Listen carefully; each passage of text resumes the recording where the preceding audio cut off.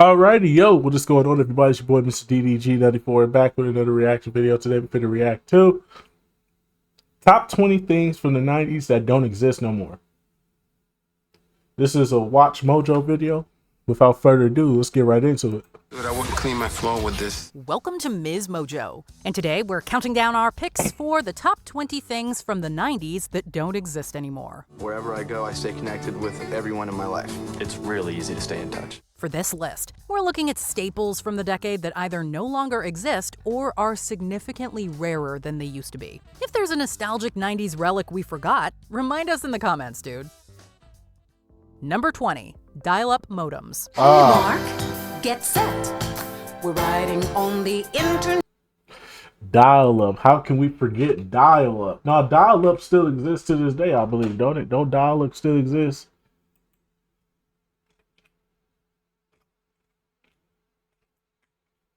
Don't dial-up still exist? Don't we remember dial-up?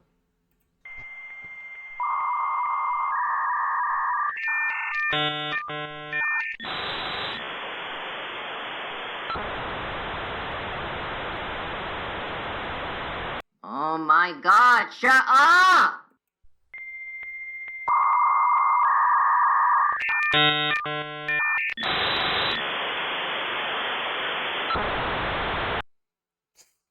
Dial-up, man. How can we forget about dial-up?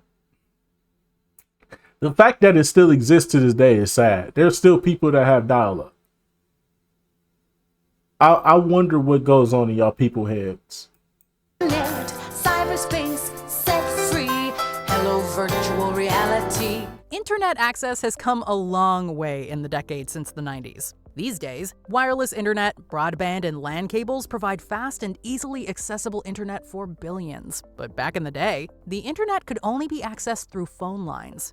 Dial-up modems took up an entire phone line at home. While a few remote or rural areas are still using dial-up modems today, the rest of us will never have to hear that awful dial-up screeching again. Except in our nightmares and in nostalgic internet videos like this one.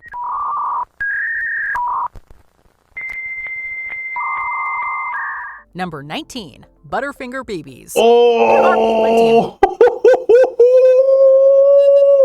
These used to go crazy, bruh.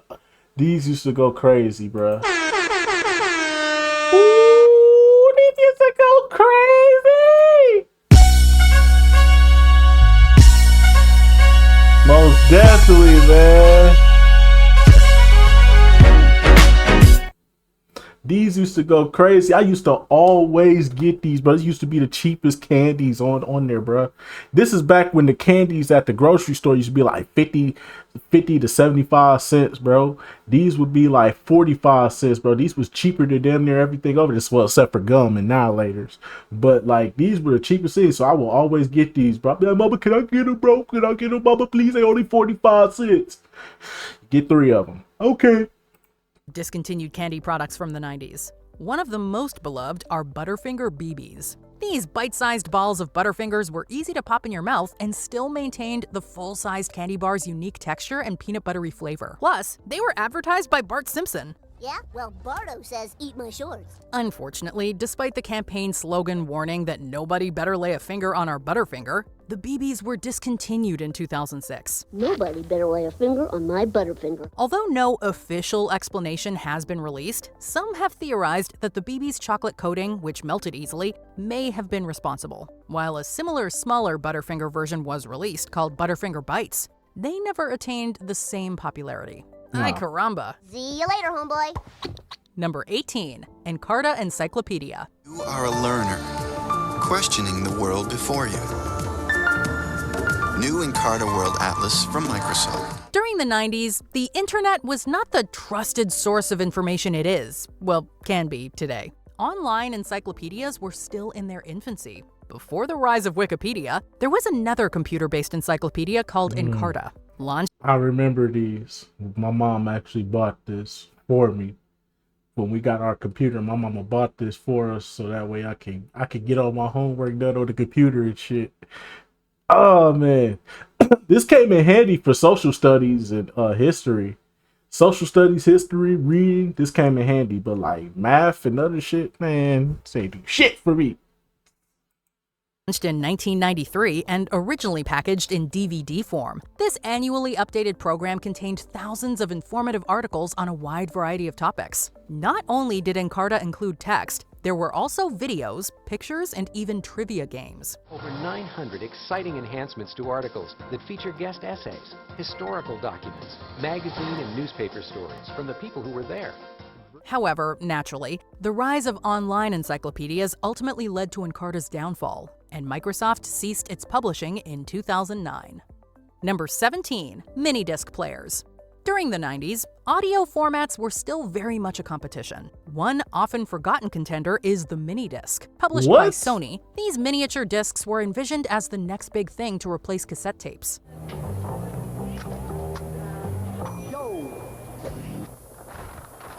However, despite proving popular in Sony's native Japan, MD players couldn't find success at a global scale. Record labels didn't take to the format quickly, leaving few albums available initially. Plus, blank MDs were twice as expensive as blank CDs. By the time MP3 players became available, minidiscs were on their way out, although niche markets kept them in circulation until 2013. And it's as portable as you are. The Sony Minidisc, the future of tape. Number 16. Zima. The 90s saw a trend of clear drinks, and alcoholic beverages were no exception. Coors got in on the trend and created Zima in 1994, a clear malt beverage intended as an alternative Who got to beer. the keys to my Beamer? Sorry, guys. Never heard of it. Zima, who got the keys to my Beamer? Oh, Zima. Zima's good. While the beer found more success among young women, Coors did their best to market it towards a male consumer base. In the end, most didn't especially enjoy the taste, and the product began disappearing from shelves, at least in the West. Coors discontinued Zima in North America in 2008, but the beverage remained popular in Japan until 2021. I had a Zima once. I don't get it. Number 15. Pogs. What? Playground games come and go. During the early 90s, the biggest one was easily milk caps or Pogs. They're Pogs. They're milk caps. They're Pogs. It's a game. You stack them, and then you rack them. Players would stack cardboard discs with pictures printed on them. Oh, I remember these. I remember this game was so fucking stupid. I remember one time one of my friends was playing this shit. I looked at this shit and said, "What is this?" It's like you stack them up and then you throw them at them. I was like, I looked at me and my nigga, because I was at a Catholic school, so you know, Catholic school you're gonna be around more white kids than your own kind. But me and my nigga was just looking at each other like, "Hey, y'all get this lame ass shit up out of here, dog. This shit, like, y'all really be playing this, bro?" We made them feel so bad. We made them feel so fucking bad for playing that shit. Logos. Then another larger disc called a slammer was used to knock down as many Pogs as possible. Because each player would often keep the Pogs won this way, it was viewed by many schools as a form of gambling, leading to widespread bans.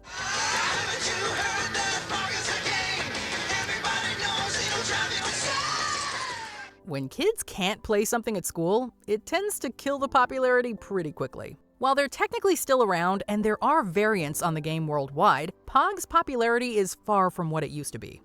Number 14. CRT computer monitors.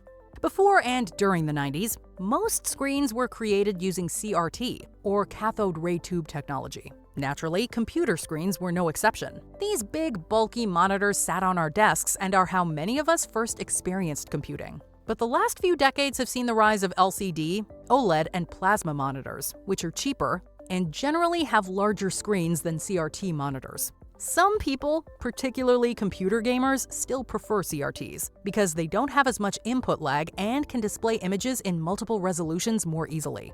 In general, though, these guys have been mostly phased out. Number 13. Gaming magazines. Video games were still considered a niche industry in the 90s, so they weren't. RIP the Game Informer, man. RIP the Game Informer. I forgot Game Informer just got shut down this 2024, bro. 2024 was the last year for Game Informer. I just remembered that though. Man, RIP the Game Informer, man. That was the GOAT, man. I remember used to get them shits in the mail, dog. I used to get them shits in the mail, bruh. All the way up till I was 18, bro. I used to always get a Game Informer in the mail every month up until I was 18, bro. Because that subscription was like cheap as fuck. I think that subscription was like 25 cents a month. My mama literally paid 25 cents a month so I could have a Game Informer. She always threatened me, talk about I'm going to cut that shit off.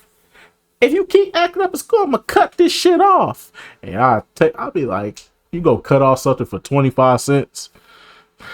Oh boy, so I was 18, boy. Then I think GameStop bought them out, and then all the subscriptions you had to resubscribe through GameStop. I was like, fuck that. Weren't mainstream enough to be covered extensively on TV or the still newfangled internet. It was all about running out to the mailbox to find that new issue of that video game magazine. Enter gaming magazines. If you were a 90s gamer, chances are you were subscribed to one or more gaming magazines. Yep. Electronic Gaming Monthly, Nintendo Power, Computer Gaming World, Tips and Tricks. These publications gave gamers detailed articles on upcoming games, walkthroughs, cheat codes, and reviews. Tips and Tricks was like the second goated one. Tips and Tricks was the second goated one next to Game Informer. Plus, they had a surprising level of reader interaction for major publications. Tragically, most gaming magazines ceased publication as the rise of internet journalism made the old monthly issue model obsolete. Why wait to read about it in a magazine when it's already online? Number 12. Floppy disks. Fuck floppy disks. Removable computer storage in the 90s used to take the form of small 3.5-inch floppy disks. I remember I failed a goddamn... I failed science because of a floppy disk, bro. We had to do a science project, and I did my shit on the computer, and I did it on a floppy disk, and the floppy disk got corrupted for some odd reason when I took it to school the next day. Bruh. It worked in the computer. It worked in the computer, and I showed it to my teacher beforehand, because I was trying to see how it worked on the computer. I was like, how you get the floppy disk to work on here? Because my science project on this floppy disk, and I put it in there, and it was there, and then she was like, okay, it's good. It's like, oh, okay, I see it. It's good. I see what you're doing here, which is a little science project. That's pretty innovative. It's pretty innovative. Alrighty, well. Looks like you'll be getting an A for the science project, and then oh man.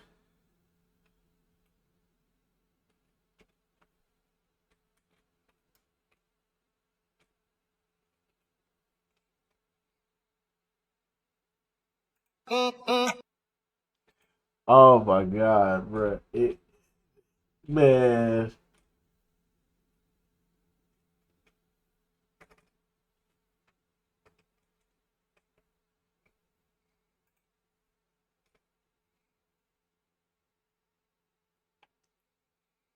Man, as soon as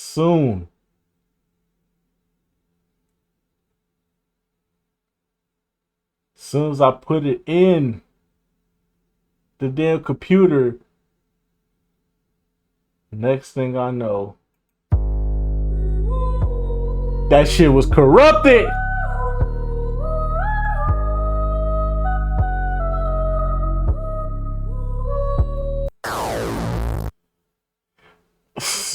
That shit was corrupted, man. That shit was fucking corrupted. That shit was fucking corrupted, bro. I was sick, bro. I failed, bro. And my teacher saw it before. But I failed the science project because I couldn't put my project on display, bro. So I lost, bro. And I failed science because of that, bro. Oh my god, bro. I almost flunked the second grade because of that shit. Although the name is a bit misleading for those disks, which, unlike the disks of the 80s, weren't floppy at all. When you needed to save or move information between computers, floppy disks were everyone's go-to. You just popped them into the fabled A drive and off you went. They were so widely used that the save icon in most programs is still the floppy disk to this day. But as technology progressed and storage capacity and needs expanded beyond a few hundred kilobytes, floppy disks are no longer in wide circulation.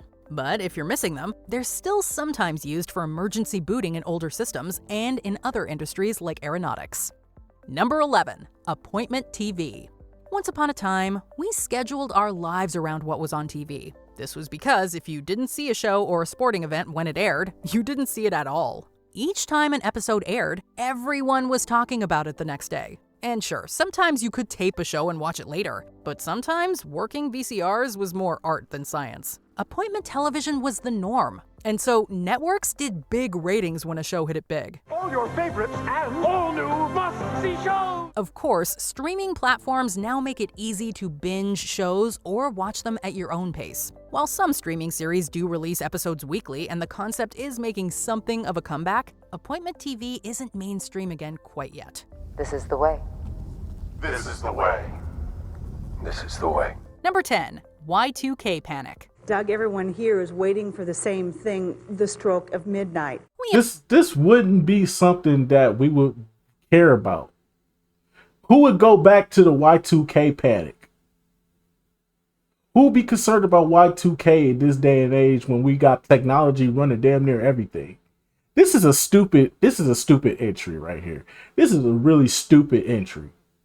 We all know that the human race and planet Earth are not going to be around forever. But with the new millennium on the horizon, many believed the year 2000 was going to initiate the collapse of society. Now, the federal government is comparing Y2K to a huge natural disaster, like an earthquake, a hurricane, or a tornado that disrupts people's lives for days, weeks, or maybe even months. In the 90s, several computer experts warned that because many computer systems represented years using only the last two digits, computers would mix up 1900 and 2000. This led some folks to buy up food and supplies to tide them through an imminent apocalypse. But as it turned out, the world stepped into the new millennium with minimal issues. It hit midnight and nothing happened. It was like crickets in the newsroom. While we have dealt with a few other end-of-the-world fears afterwards, like 2012, none quite reached the same level of paranoia. The end of the world is coming. Now come on, get in your radiation suits. Peter, we are not missing a once-in-a-lifetime event because of some wacko doomsday theory. Okay. Number 9. The Windows 95 3D Maze. Screensavers aren't all that common anymore now that most of our devices have a sleep function to conserve power. In the 90s, however, there was one screensaver you'd see in many homes: the Windows 95 3D Maze. Here, you're basically watching your computer play a video game as it automatically takes left turns until— Nah, this is what you would see at your school. At your school back in the days. This was the screensaver of your school back in the day. Finding the smiley face, thus resetting and generating a whole new maze. There was something really mesmerizing about it between the artificial intelligence and guessing where the face might end up. Honestly, why hasn't Microsoft made a full-fledged game out of this? Number 8. The Delia's Catalog. If you weren't sure what to wear for the girls' night or the high school dance, you probably referred to this mail-in catalog of fashion. Founded in 1993, Delia's was the go-to catalog for teens who wanted to wear the latest clothes and fashion trends. Unfortunately, Delia's would be buried by competitors, in addition to being spun off and acquired on a few occasions as time went on. By the end of 2014, Delia's filed for Chapter 11 bankruptcy and liquidated all of its stores. I declare bankruptcy! While it tried to bounce back as an online-only store in 2015, this venture was a complete failure. Now, you can only get their clothing through the Dolls Kill brand. Number 7. Orbitz. Yes, it's the magical BD beverage that is featured on many a WatchMojo list in recent years. Is it a bug? Did someone mistake your beer for an empty and put their cigarette butt in there? With Orbitz, there was no mistake. This obscure, non-carbonated drink was manufactured with a small variety of flavors to quench your thirst and hunger. From raspberry citrus to vanilla orange, I remember seeing these, and just the little things inside made me never want to touch these. So I never touched these because I thought they were that the shit on the inside would just throw you off, bro. Nobody would drink this, bro. Like, who would find this interesting to see you got shit on the inside of this and you would try to drink it, bro? Even if it probably was good. Still, no, absolutely not. I stayed away from these. A beads and beverage made for a unique type of drink. Alas, Orbitz would live a seriously short life because of its terrible commercial performance. Given the presence of gelin gum and high sugar, one can hazard a guess at why folks weren't picking these up off the shelves, especially when seeing the edible orbs inside. Number 6, the iMac G3. You gotta see this thing in person, but I'll do the best I can with video.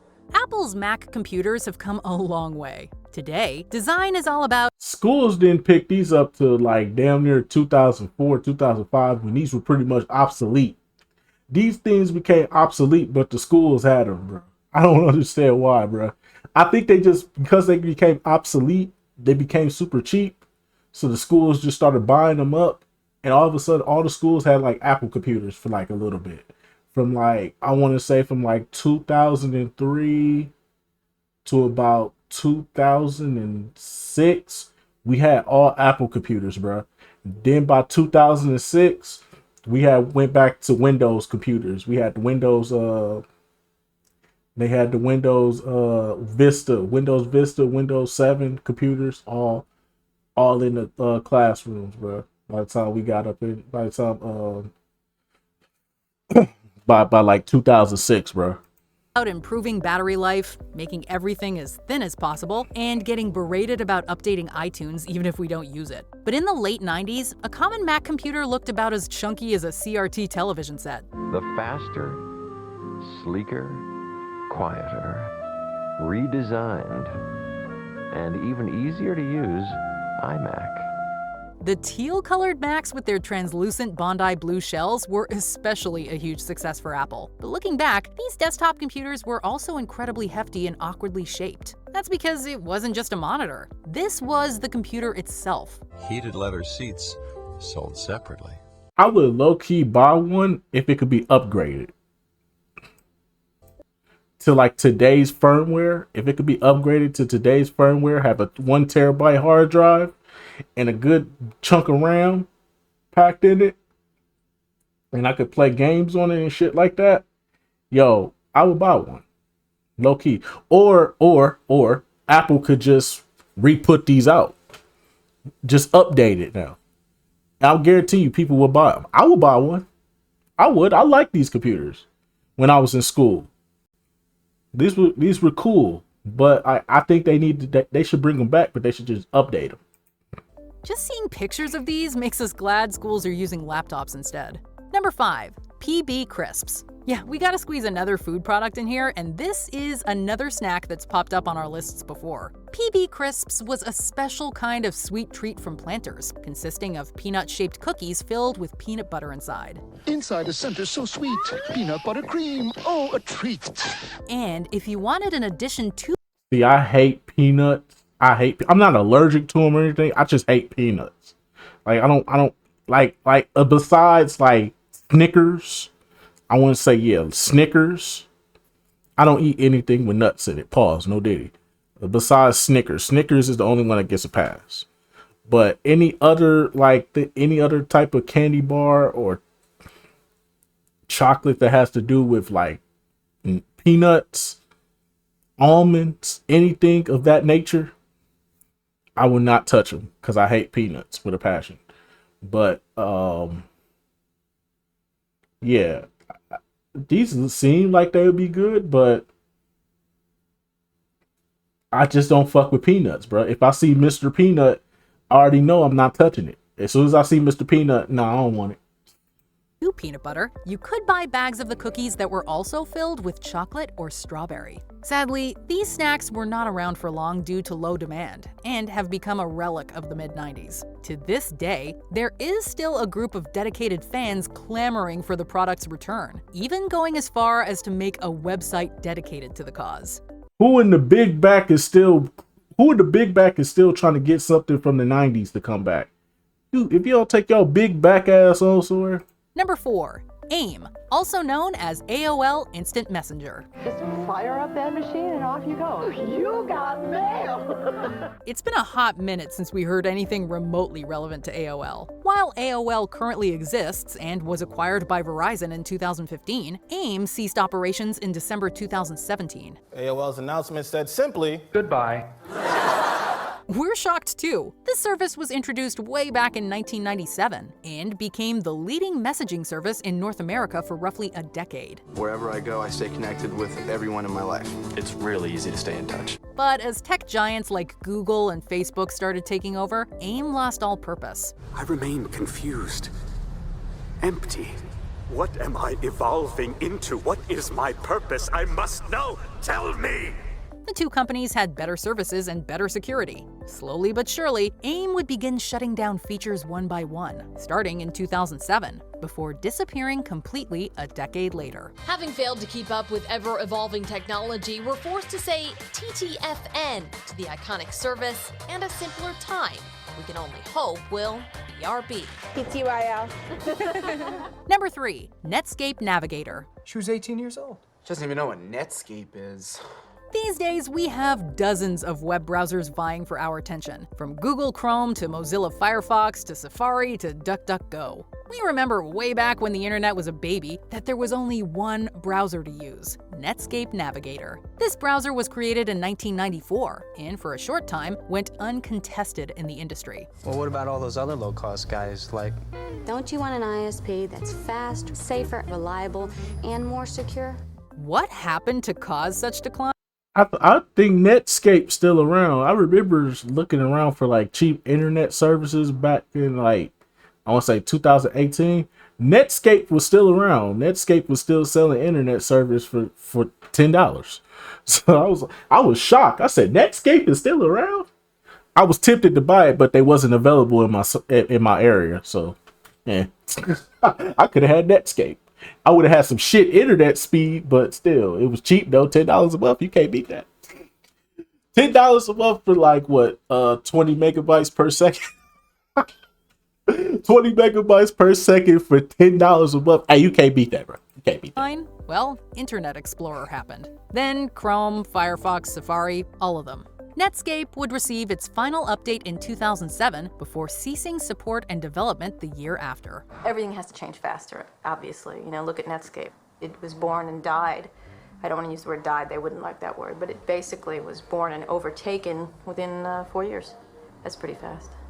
Number 2, the Discman. Like Walkmans in the 80s, Discmans became a crucial part of our lives. There just wasn't anything like going on a walk or exercising while jamming out to the newest albums. Besides radios, this was pretty much the way to listen to music. Of course, as we find new ways to store data, we also... Yep. I had a CD player all the way up till 2006, bruh. Because that's when MP3 players became more cheaper, bruh. When MP3 players started being like $20 to $30, shit. Nigga, had me a little MP3, got me an MP3 player for Christmas. I even asked for an MP3 player. I just got one for Christmas. I got a little MP3 player for Christmas. I said, oh, shit. I started putting hella music on that motherfucker. That motherfucker was only like 2 gigabytes. I think it was a Nokia. Nokia had an MP3 player. It was a Nokia MP3 player, and that bitch only had like 2 gigabytes on it. And I tried to put every goddamn song I could think of on that bitch, bro. I was trying to be jamming to that hoe. And then I had that motherfucker. Then one day I let this one girl see my shit. She got caught with it, so they put it in the office. I tried to go get it. Tried to go get it. That motherfucker was gone.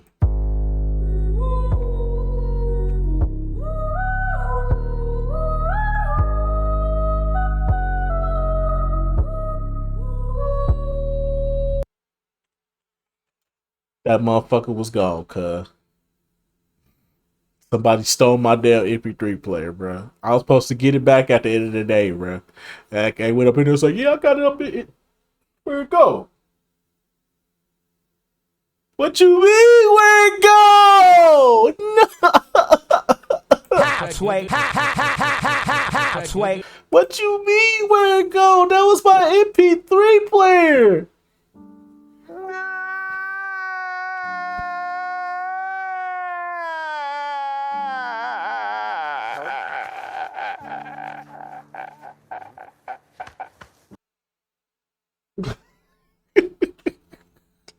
Oh man.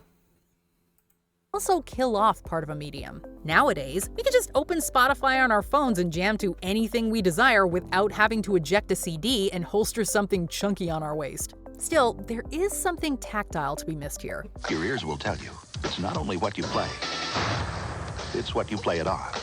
Before we continue, be sure to subscribe to our channel and ring the bell to get notified about our latest videos. You have the option to be notified for occasional videos or all of them. If you're on your phone, make sure you go into your settings and switch on notifications. Number 1. Video rental stores. Oh! Dork. Jesus, this place is packed tonight, man.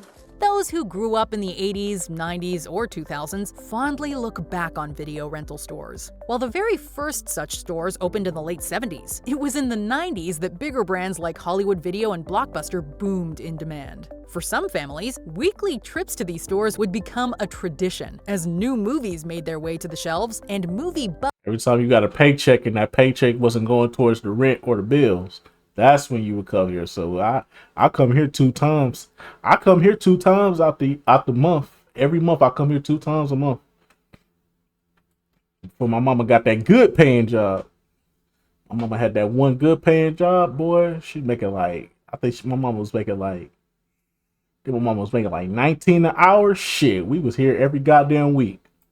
Buffs sought out hidden gems. Wow! Wow! What a difference!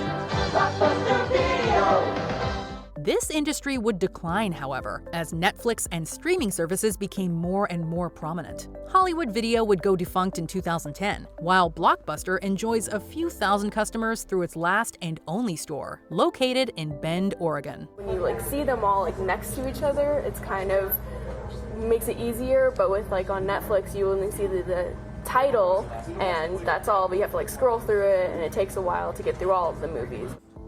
Do you agree with our picks? Check out this other recent clip from Ms. Mojo, and be sure to subscribe and Man, some things, man, from the 90s, man. Just gonna have to miss them, man. Gonna have to miss them, dog.